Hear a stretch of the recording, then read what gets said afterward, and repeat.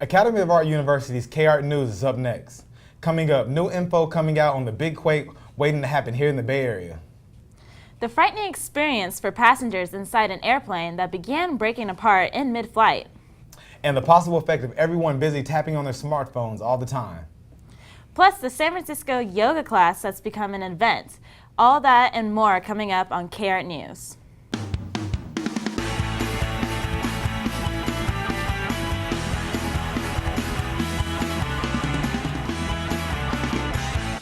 Good evening. Thanks for joining us here at Academy of Art University's K-Art News. I'm Dante Burney. And I'm Kiyomi Matsuda. Here's what we're working on tonight.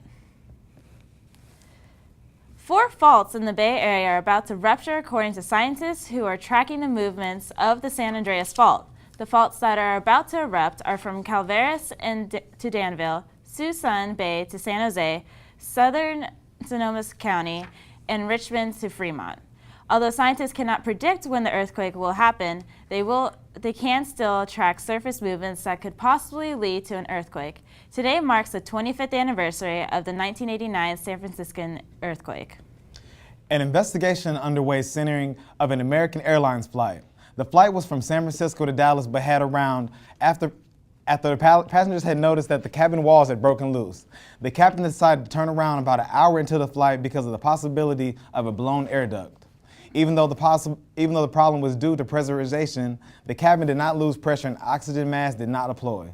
The airlines were saying that the problem is cosmetic and no one was in danger. Mark Zuckerberg strikes again. The CEO and inventor of Facebook has decided to take the Ebola epidemic into his own hands. Zuckerberg and his wife Priscilla Chan have decided to donate $25 million to the Centers for Disease Control Foundation to help frontline responders. Ebola has infected 8,400 people so far, and it is not addressed in the next several months.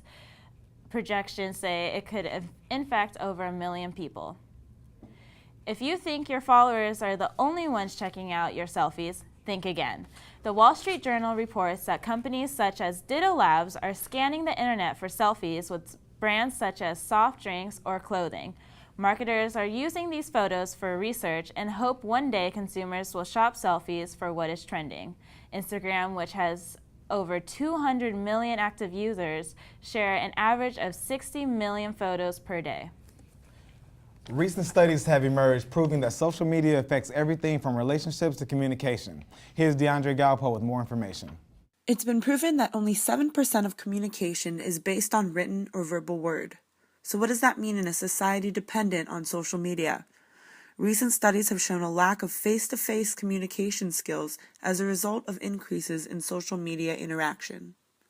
We're actually the worst at social media. Like, our best friends were like, we don't even talk, and we didn't even realize until this trip we were hanging out with some guys, and they were like, are y'all bored? And we're like, no, we just don't talk to each other. And then we realized that we spent entire dinner just on our phones, not talking to each other, and that our room is just dead silent. Or like occasionally we'll like show each other stuff on our phones and like laugh really hard and then go back to what we were doing. With the increasing social media and the increasing importance that a lot of humans put onto social media, that the communication, the face-to-face communication really has gone by the wayside. I think a lot of people are actually lacking basic social skills now because a lot of our social interaction takes place on the internet, and that's between you and a computer screen or you and your cell phone. I've seen families come in to see me in particular that have, portrayed these different personalities online as they are in real life, and then when their spouse or their partner finds this alter ego online, it's obviously a point of contention in the family because that's not the person whom they thought that they may have been living with this entire time. Although social media has changed the way that people communicate over the past 10 years, many can argue that it hasn't all been negative. I think sometimes my generation is overly critical, and that probably everyone isn't going to be totally ruined by social media, but we'll see. When I want to go face-to-face with people, I still make the effort to do that, but social media, I take it as a different channel of communication. Like, had friends for like years now that I've never even met. Like, I've just talked to online. Like, we met through we just talked through Tumblr and everything, and then just a small conversation turned into 3 years later, and I text them every day. Studies continue in hopes to identify long-term effects of social media in our everyday relationships. From San Francisco, I'm DeAndre Gallipo for Academy of Arts, K-Art News. A study from USA Today states that there are simple steps as stepping away from your smartphone and increasing face-to-face interaction that can help. Google Express will no longer be free. Google has decided to start charging members similar to Amazon, its competitor. Google Express offers an annual fee of $95 a month and $10, which will allow members same-day or overnight delivery for orders that are $15 or more. The company will still offer free delivery for members for a 3-month trial period. Amazon is expanding its reach and heading to New York City. The website will be opening a physical store in New York's Manhattan neighborhood.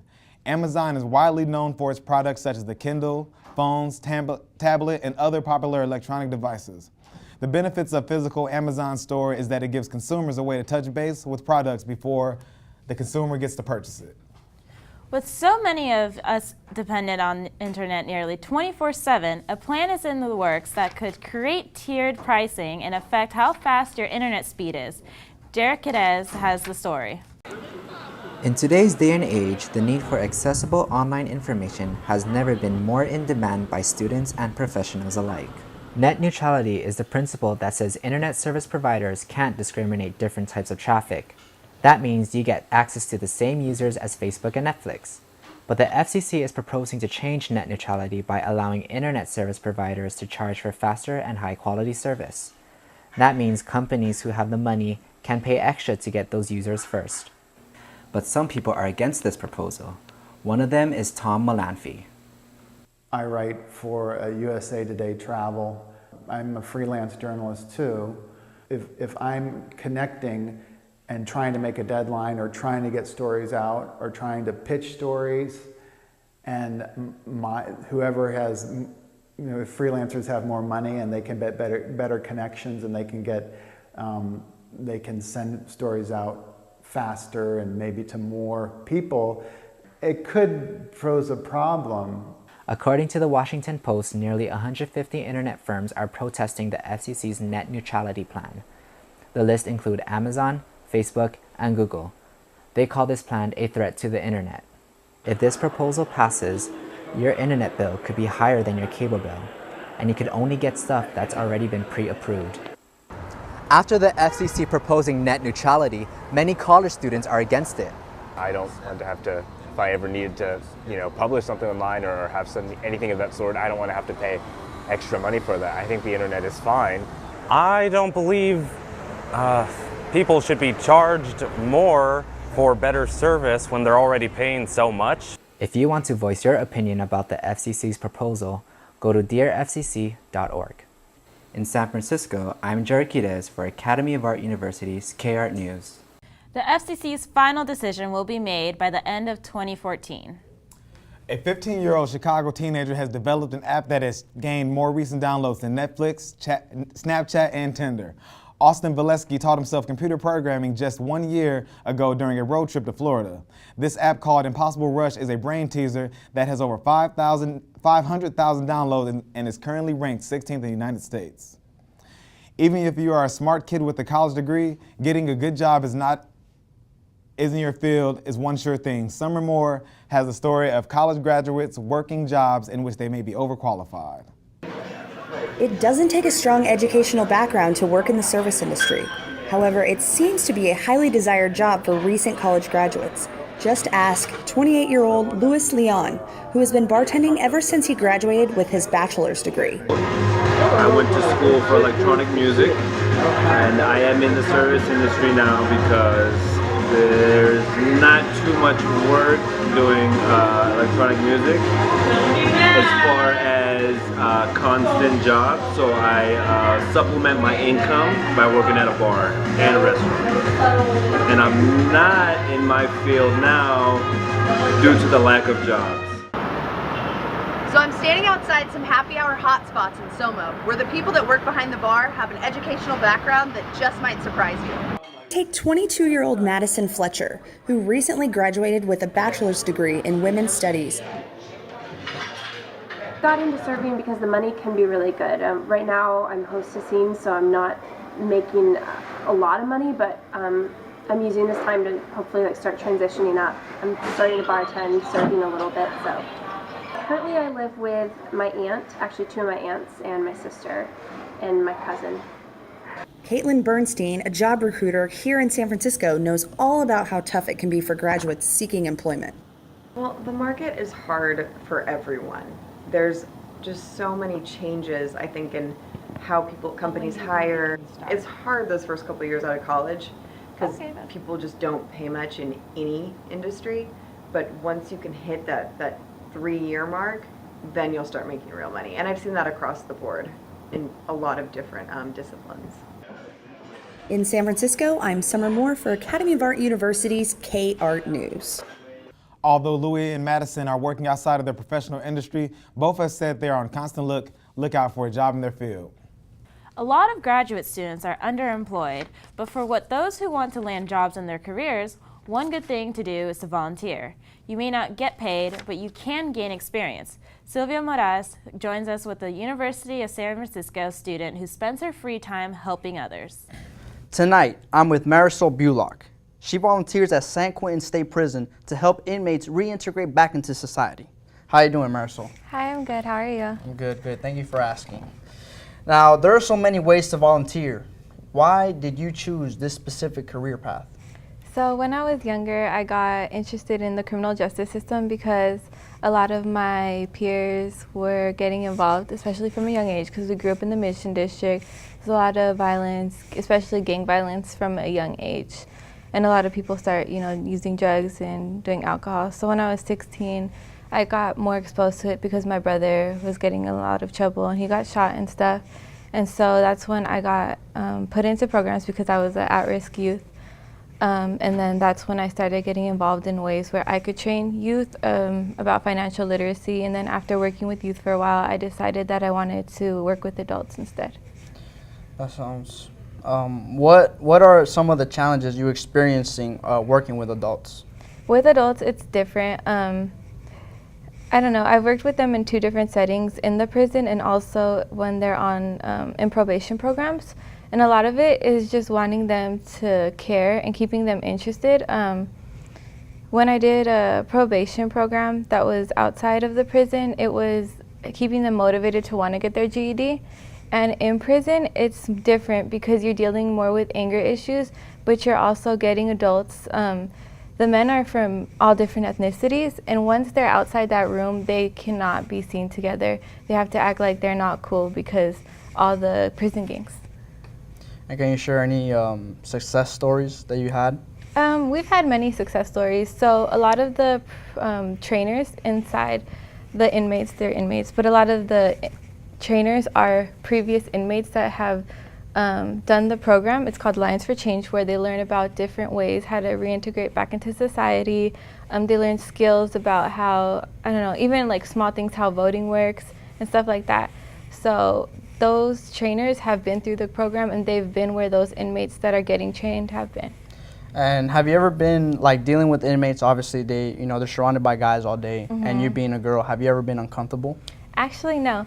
So you're gonna laugh. So it's actually I've been perfectly fine inside the San Quentin prison, but when I did training working in community programs outside the prison, that's when I have to have more of my guard up. And what is your long-term goal with this? I think I want to be a counselor. I'm debating whether I want to get my PhD or just my master's after I graduate. Well, thank you, Marisol. It was a nice interview. Now back to you guys. Walmart shoppers can now not only buy their groceries and home goods at the superstore, but now can also purchase health insurance as well. Walmart announced that it will be teaming up with DirectHealth.com to sell insurance in 2,700 of the stores nationwide.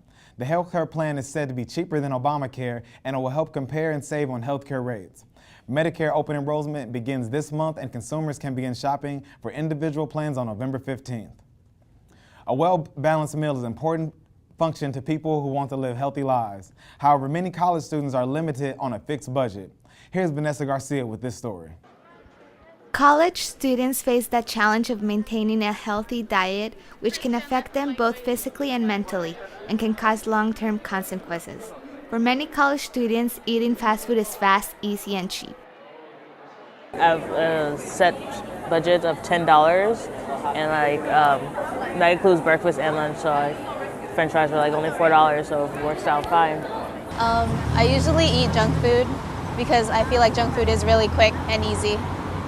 What students don't know is that buying groceries can save you money than eating out and is healthier. Comparing Trader Joe's and Safeway's groceries, a student can spend an average of $41.85 for a basic balanced grocery list of about 2 weeks, compared to eating out and spending about $5 a day, which averages to $70 for 2 weeks. Students don't realize that their poor diets can affect their performance at school. Nutritionist Teresa Lee explains. Student doesn't eat within a certain number of hours, then their blood sugar is dropping. And as we all know, when our blood sugar drops, besides feeling really hungry and irritable, they are not able to concentrate and they have no energy. So it's really hard for them to concentrate in class. They end up falling asleep. And of course, then they wouldn't do as well in school. A simple way to avoid falling asleep is by carrying snacks and always eating a balanced meal. In San Francisco, I'm Vanessa Garcia for Academy of Art University, KR News. Not only should students maintain healthier lifestyles, but studies have shown that they also have better concentration skills at school when eating healthy. The holidays are here and pumpkin is in the air, but there is a nationwide recall on a new pumpkin product from Williams-Sonoma. It is a pumpkin pesto sauce that, when consumed, can cause botulism. Botulism is a serious illness that can lead to death, according to public health officials. If you have seen the product still being offered for sale, please contact Williams-Sonoma to let them know. McDonald's has decided to ramp up its social media campaign in hopes of changing the brand's image on food quality. A study conducted by Brand Keys revealed that there has been a 20% decrease in fast food chain visits. On the other hand, trips to healthier, higher-priced food places like Chipotle Mexican Grill report more than a 17% increase in sales. The social media campaign will answer real questions such as how's the food made and what are the ingredients. But many say it's not the food, it's the brand. Studies suggest that the Hollywood grapefruit juice diet might just work. According to a new study funded by California Grapefruit Growers Cooperative, mice on the diet lost more weight than those who drank regular sugar water. The chemicals of the fruit have been shown to reduce insulin levels, which convert calories into energy rather than fat. It is suggested to eat half a grapefruit before every meal or serving of 3 juices per day. Small businesses in San Francisco may be getting some help. Since 1991, over 3,000 small businesses have closed or been evicted due to rising rents. The San Francisco and Supervisor Mark Farrell will be meeting to discuss the proposal for a business registry. The registry may help subsidize local small businesses and their rents and taxes. San Francisco has the highest income inequality in all of the U.S. and Canada. The cost of living has raised 5 times more than the minimum wage every year since 2005. San Francisco is proposing a minimum wage increase to help the issue. Zachary Pineda has the story. San Francisco will soon vote on a minimum wage increase of $15 per hour. The minimum wage at the moment, even at a full-time job like I have here, doesn't really sustain San Francisco rent. San Francisco is not the first city to do this. Seattle, Washington approved an increase to $15 on June 2nd. And similar to the proposed plan in San Francisco, employers have 3 years to meet the demands. If I were to make $15 an hour, I would definitely be able to live in the city. I would have an income that would actually, meet the requirements for a room here. While many San Francisco workers seem this raise to be beneficial, many San Francisco employers think differently. I manage and own a smoke shop over here in the city. Like $4 an increase is like a lot, and I mean I might have to let someone go just to be able to pay the people that I already do have on payroll. We might have to increase prices just to keep up with the cost of labor. This would be quite an increase since California's minimum wage will stay at $9 an hour and the nation's at $7.25. While many people think different things, the city will decide in the upcoming election on November 4th. In San Francisco, California, I'm Zachary Pereda with the Academy of Art University's Gay Art News. San Franciscans can decide where they decide on the issue November 4th, which is Election Day. Shares of GoPro slumped more than 18% after a recent accident. The report out of the UK said a GoPro camera attached to the helmet of former Formula One racer Michael Schumacher may have contributed to the severity of his head injury. He was critically injured last year when he fell and struck his head on the rocks in the French Alps. But a Wall Street analyst says that there's no indication that the GoPro led to this accident. Dallas Cowboys running back Joseph Randle is facing some legal problems. He was arrested for shoplifting a pack of underwear from the cologne department at Dillard's. This allegedly took place at the Stonebriar Mall in San Francisco, Texas. Randall was charged with a misdemeanor Class B theft. The Dallas Cowboys did not suspend him, and he played on Sunday against the Seahawks, where he had rushed for 52 yards and on 5 carries. His base salary is more than $400,000 per year. Athletes are sometimes known for making some questionable decisions, but there is one athlete who went from being a successful athlete to a successful engineer. Meet Alex Coriano. Artist by day, wrestler by night, Alex Coriano began his career as a hard-working wrestler, winning 4 national championships for Puerto Rico and former captain of the Purdue Boilermakers. But as for many high-level wrestlers, after all the blood, sweat, and tears, the opportunity to make a decent wage was limited. But Alex Coriano had a bigger vision. After college, I was wrestling and designing products, and it's really hard to do both. To be a top quality, top level wrestler and athlete in the world, you need to pursue all you have. Here we are at IDEO in San Francisco, California, where ideas come to life and we can find Alex Coriano working on the next big thing. I'm proud of all the products I've designed throughout my career that have made it to market, but I'm extremely excited about the products I've designed for MMA. I've been able to merge my passion of wrestling and design to create products which provide performance and protection to top-level athletes. When Alex Coriano is not spending time with his 2 sons in Brisbane, California, he is training with UFC title contender Gilbert Melendez at El Nino Training Center. December 6th, I'll be fighting Anthony Pettis, and a lot of hard work and determination and mental toughness is going to get me to this fight. Now, you better believe, like always, I'll be wearing my Diamond MMA cup. As in wrestling, you have to have a process. You have to train. You have to be dedicated towards those techniques, and I apply that same kind of attitude towards my designs, constantly pushing forward in my design process and trying to create top quality designs and overcome different design constraints. You definitely can see stuff that Alex brings to the table, which is maybe inspired by the physical world and fighting, which is about making stuff tangible, but at the same time just being sensitive about all the aspects that play a part in designing something. Alex leaves college students with these last words of advice. Go for something that is a strong desire of yours. It's really going to come out in your work. When you want to push forward in your job, if you're happy what you're doing, you're going to do a better job at it. It's going to bring out the best in you. In San Francisco, California, this has been Dante Burney with KR News. If you're into combat sports, you can go to www.diamondmma.com to purchase your own Diamond MMA cup. Now it's time for this week's latest in entertainment with DeAndre Gallipo. Thank you. Hey everyone, and welcome to this week's entertainment segment. I'm DeAndre Gallipo. Now I'm not sure what you did this past weekend, but a lot of great movies are out right now, and leading the pack was Gone Girl for a second week in a row. The film stars Ben Affleck, Neil Patrick Harris, Rosamund Pike, and Tyler Perry. This mystery thriller is based on the 2012 novel of the same name by Gillian Flynn. If you haven't gone to see it yet, make sure to go check it out. Another big film out this weekend was Dracula Untold, which debuted after Gone Girl at more than $24 million. Luke Evans stars as Vlad in the introduction of the life of Dracula. Sarah Gadon and Dominic Cooper also star in this movie. Making a bigger splash on the smaller screen is the new season of American Horror Story, Freak Show. This 4th season premiere started off to a scary good start with 10 million viewers tuning in, setting the record as the most watched TV episode in FX history. Due to the success, American Horror Story has already been renewed for a 5th season. So if you haven't tuned in, don't worry, it's not going anywhere soon. Another big film sure to get your blood pumping is a little movie I'd like to call Magic Mike XXL. That's right, it has just been announced that the sequel to Magic Mike is coming to a theater near you, July 1st, 2015. And don't worry, ladies and gents, Channing Tatum and most of the original cast will be back with some new faces, including Jada Pinkett Smith, Childish Gambino, and Michael Strahan. Speaking of good looking, Esquire has just announced Penelope Cruz as 2014's Sexiest Woman Alive. The 40-year-old actress inherited the title from Scarlett Johansson and is the 11th woman to win this title. During her interview, Cruz kept quiet about her personal life with Spanish actor husband Javier Bardem and their 2 kids, Leonardo and Luna.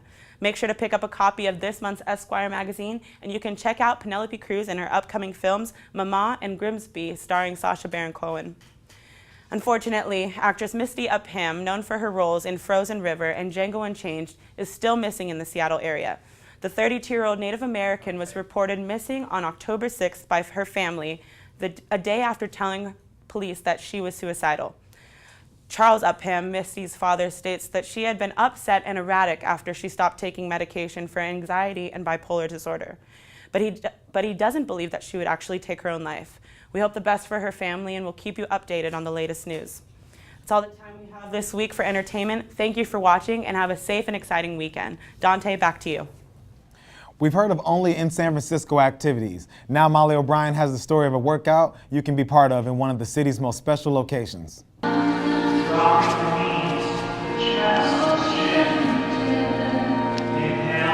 Yoga instructor Darren Main attracts all type of people to Grace Cathedral on the corner of California Street in Sacramento for a spiritual and uplifting yoga session every Tuesday evening. The word yoga means union, and the idea is that you're yoking together or bringing awareness to the union in all things. So in the body, it's recognizing that the feet and the hands and the shoulders are all connected, that the systems of the body are not separate, that you can't have a healthy heart if you don't have a healthy colon.